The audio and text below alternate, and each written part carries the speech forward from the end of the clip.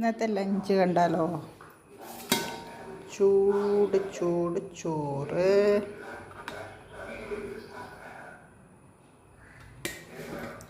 നല്ല അടിപൊളി മീൻകറി. കൊതിയാവുന്നുണ്ടോ? പിന്നെ വെണ്ടക്ക, സ്പൂൺ എടുക്കട്ടെ.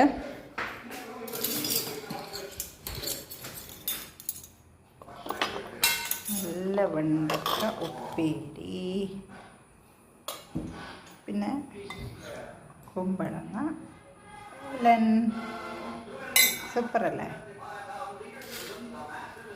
പിന്നെ അച്ചാറുണ്ട്.